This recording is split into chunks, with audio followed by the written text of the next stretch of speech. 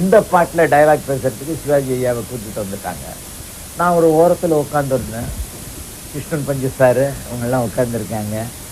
இந்த English dialogue சொல்லணுமே, சிவாஜி அவர்கள் சொன்னால் நல்லா இருக்கும் அப்படின்னுட்டு அந்த ஸ்ருதியில விஸ்வநாதன் பாடி காமிக்கிறாரு. பாடிட்டு இந்த இடத்துல இந்த ஸ்டைல் என்ன சொன்ன, ஓ ஆரம்பிச்சோம் அப்படின்னு சொல்றாரு. இவரு நான் கேட்டேன், இந்த ஸ்டைலில் என்னன்னு சொல்ல முடியாதப்பா, யாரையாவது ட்ரை பண்ணுங்கப்பா அப்படின்னு சொல்லிட்டாரு.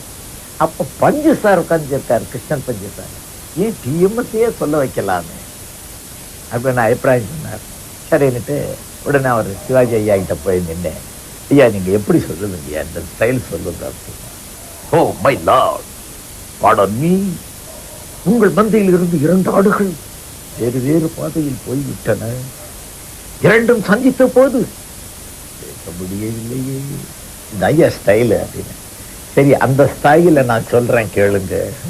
தேவனே என்னை பாருங்கள் இதெல்லாம் பாடிக்கிட்டு அந்த ஸ்டைல போய் நிக்கிறேன்.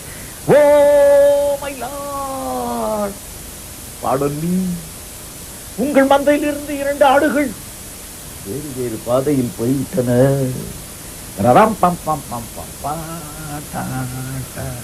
2ம் சந்தித்த போது பேச முடியவில்லையே.